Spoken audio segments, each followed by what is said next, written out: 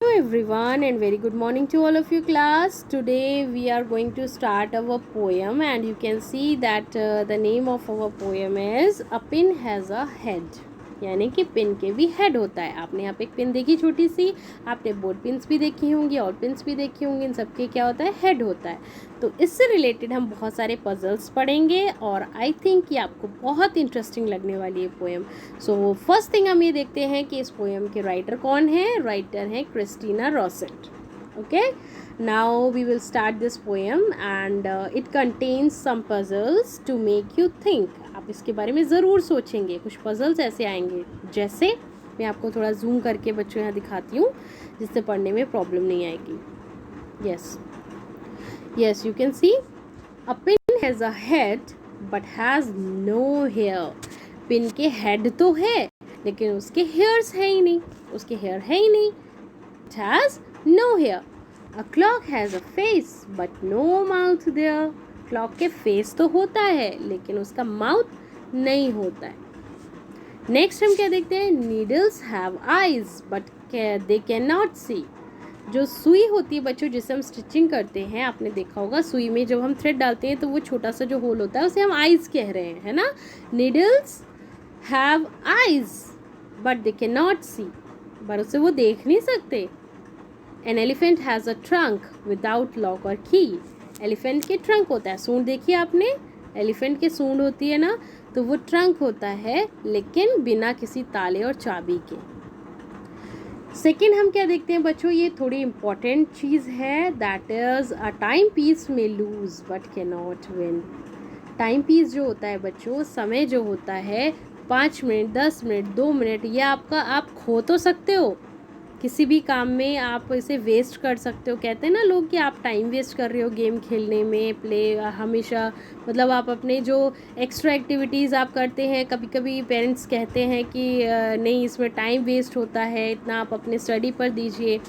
Same thing बच्चों क्या है कि जो 5 मिनट है, 10 मिनट है, 2 मिनट है, ये चले जाते हैं, है ना. टाइम जब चला जाता है तो वो कभी वापस नहीं आता. ये कहा जाता है ना, इसका मतलब कि टाइम हम लूज़ तो कर देते हैं, खो देते हैं, लेकिन कभी उसे जीत नहीं सकते. आप ये नहीं कह सकते कि मैंने कल के लिए 15 मिनट अभी से सेव करके रख लिए, है ना, लेकिन वो 15 मिनट भी आपके चले जाते हैं. टाइम किसी के लिए नहीं रुकता है.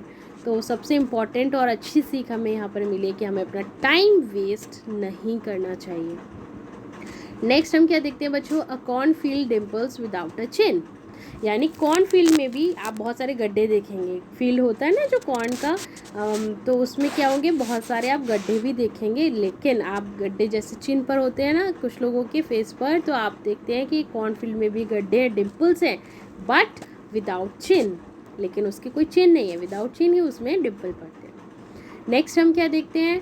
A watch has hands. Watch के क्या है? हैंड्स तो हैं बट नो थंब और फिंगर.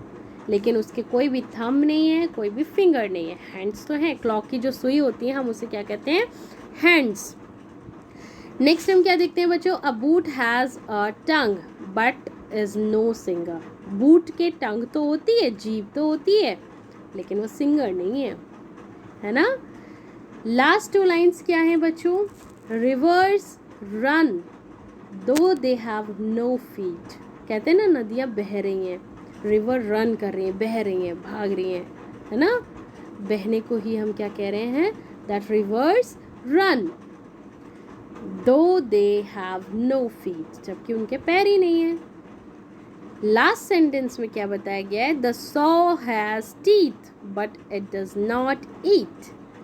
सॉ क्या होता है बच्चों? आरी देखिए आपने, आरी होती है जिससे हम पेड़ भी काटते हैं, है ना, लकड़ी की चीज़ें काटते हैं, तो उस आरी की क्या होते हैं? दांत होते हैं, teeth. But it does not eat. लेकिन वो खाना नहीं खाता है. तो हमने यहाँ पर कितनी इंटरेस्टिंग चीज़ें देखी, हमने कितनी अलग डिफरेंट तरीके से देखी, है ना. तो यहाँ पे हमें क्या मॉरल मिलता है बच्चों? That it is interesting to think differently about the things around us. Means कि हमारे आसपास जो भी चीज़ें हम डेली देखते हैं उन्हें भी अगर हम थोड़ा सा अलग हट के इमेजिनेशन के साथ देखें तो कितनी इंटरेस्टिंग लगने लगती है ये लाइफ, है ना. सो आई थिंक कि आपको ये पोएम समझ में आई. And now we will discuss it question answers. So let's continue.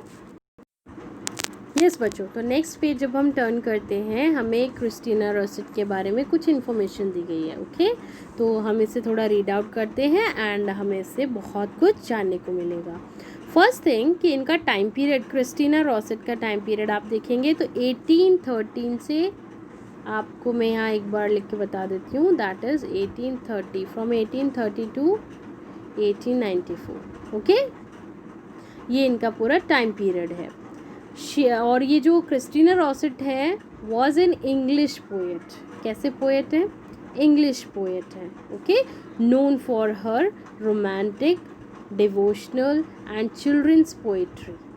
किस चीज़ के लिए जानी जाती हैं ये? क्रिस्टीना रोसेट एक लेडी है, ये किस चीज़ के लिए जानी जाती हैं?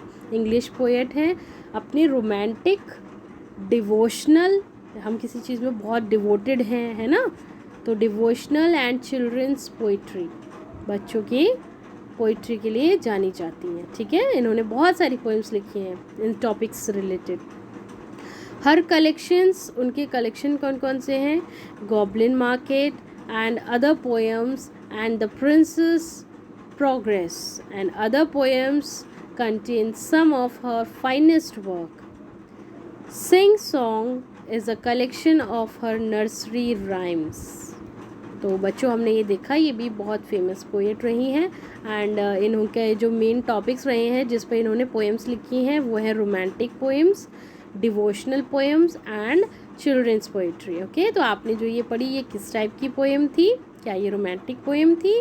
क्या ये डिवोशनल पोएम थी? ये चिल्ड्रंस पोएट्री कैटेगरी में आप रख सकते हैं. ओके, इसके अलावा भी इन्होंने बहुत सारे चीज़ें लिखी हैं जिसके बारे में अभी हमने पढ़ा, जैसे गॉब्लिन मार्केट है, अदर पोएम्स हैं.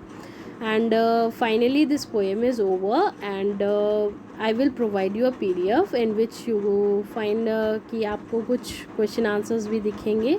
आप उसे उस PDF के थ्रू अपने नोटबुक में नोट करेंगे एंड बहुत नीट एंड क्लीन वे में आपको वो पूरा होमवर्क अपना कंप्लीट करना है. एंड इससे रिलेटेड आपको एक एक्सरसाइज और मिलेगी, इसे आप यहाँ से पॉज करके भी अपनी बुक में मार्क कर सकते हैं. Okay, so finally this chapter is over. Again I think कि ये समझ में आ गई है poem. And in our next upcoming video we will discuss next chapter. So thank you class.